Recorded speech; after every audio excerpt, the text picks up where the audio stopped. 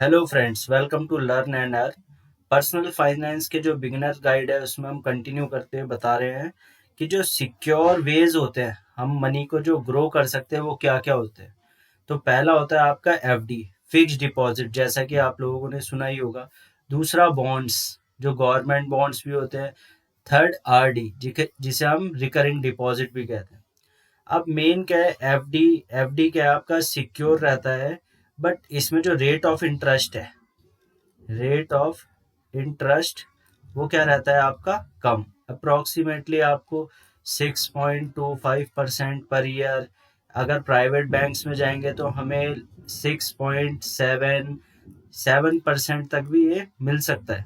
But जैसा inflation बढ़ रही है जिस रेट से, वैसे हमारे एफडी इंक्रीज हमारे फंड को नहीं करता।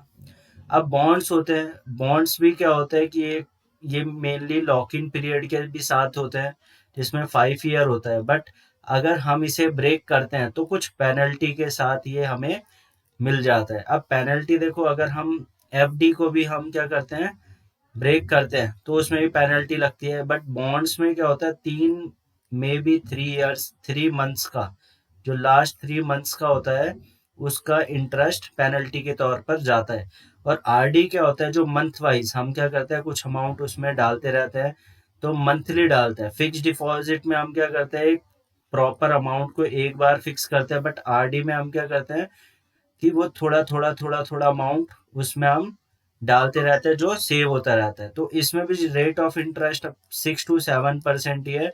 तो हमारे ये जो रेट ऑफ इंटरेस्ट है, ये क्या है ना, इन्फ्लेशन को बीट नहीं कर पाता। जैसे हम इसको होल्ड करते हैं 10 to 20 ईयर्स तक, तो उस टाइम तक तो इन्फ्लेशन का रेट और बढ़ जाएगा, तो जो अमाउंट है हमारा जो ग्रो करेगा वो उस तरीके से नहीं करेगा जितनी तरीके से हमारी इन्फ्लेशन बढ़ रही है, तो वो उसको बीट कर ही नहीं पाएगा। तो बट ये जो है, आप जो नॉर्मल सेविंग अकाउंट में हम जो पैसा रखते हैं, तो उसमें तो 2.5% का इंटरेस्ट लगता है। तो उससे अच्छा तो हम क्या कर सकते हैं, उसको सिक्योर वे में, जिसमें आपका पैसा डूबेगा नहीं बिल्कुल, तो वो क्या है, हम एफडी, रिकरिंग डिपॉजिट या बॉन्ड्स के तौर पे लगा सकते हैं। अब बॉन्ड्स के बारे में ना हम थोड़ा और डिस्कस करेंगे बाद में, क्योंकि बॉन्ड्स भी क्या होता है कि गवर्नमेंट बॉन्ड्स भी होते हैं सिक्योर जो होते हैं, और कुछ क्या होता है मार्केट वॉलिटिलिटी के अकॉर्डिंग भी चेंज करते रहते हैं। तो बॉन्ड्स के केस में हम बाद में अच्छे से इसको डिस्कस करेंगे। बट जो सिक्योर वेज है हमारा मनी ग्रो करने का, वो सिंपल क्या है, आप अपने बैंक में एफडी करा सकते हैं, और उसका रेट जो होता है आपका, सेविंग अकाउंट के जो रेट होता है 2.5% और 3%, इनसे तो थोड़ा ज़्यादा ही होता है। बट क्या है, बट ये इन्फ्लेशन को बीट नहीं कर सकता। आजकल बैंक्स हमें एक फैसिलिटी प्रोवाइड करते हैं, जिसको हम बोलते हैं स्वीप इन फैसिलिटी, या आपने सुना होगा स्वीप इन अकाउंट भी होता है। अब इसमें क्या होता है, जैसे हमारा एफडी हमने करा 1 लाख का, तो जब हम 1 लाख की एफडी करते हैं, तो सपोज हमें वो क्या है, मैच्योर होने से पहले ही क्या करना है, हमें फंड चाहिए, तो क्या होता है, उस पर पेनल्टी लगती है हमारी। ठीक है, तो ये पेनल्टी ना लगे, हम उससे कैसे रखते हैं, स्वीप इन अकाउंट में।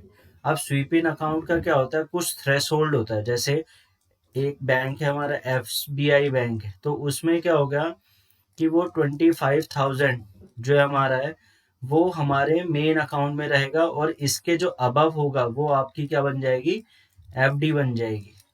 ठीक है, और इस पे जो रेट लगेगा वही लगेगा जो आपका एफडी है। तो हमें अपनी तरफ से एफडी क्रिएट कराने की जरूरत नहीं हुई। इस केस में क्या हुआ कि जैसे मेरे अकाउंट में 1 लाख था, तो उसमें क्या हो गया, 25,000 हमारा अकाउंट में रहेगा, और जो बचा 75,000, इसकी क्या हो जाएगी, एफडी। अब सपोज मुझे क्या चाहिए, अब 35,000 की नीड हो गई, तो मैं क्या करूँगा, नॉर्मल वे से जो मैं अपने डेबिट कार्ड से विड्रॉ करूँगा, तो इससे वो क्या होगा, नॉर्मल वे से 25,000 यहाँ से, 10,000 यहाँ से, तो क्या हो जाएगा आपका, 35,000 निकल जाएगा। अब बचा क्या आपका, 65,000, तो वो क्या बनी रहेगी आपकी, एफडी। तो जितना अमाउंट हमें चाहिए उतना ही उसमें से ब्रेक होगा।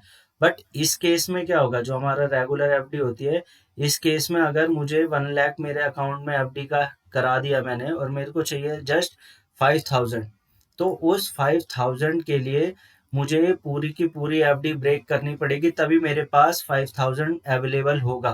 तो इसका मतलब मेरे को 95,000 जो था, उस पे जो ब्याज मिल रहा था, इंटरेस्ट मिल रहा था, वो भी ड्रॉप हो गया। बट इस केस में जो स्वीप इन अकाउंट वाला केस होता है, इस केस में हमें जैसे 65,000, जैसे पहले 75,000 पे जो इंटरेस्ट मिल रहा था, अब वो किस पे मिलेगा? 65,000 पे। तो वो पूरा का पूरा ब्रेक नहीं होता। तो ये जो स्वीप इन फैसिलिटी है, ये बहुत ही सही फैसिलिटी है, जिसको आपका अपना फंड सिक्योरली ग्रो करना है बिना किसी हेजिटेशन के, या आप कह सकते हो रिस्क के।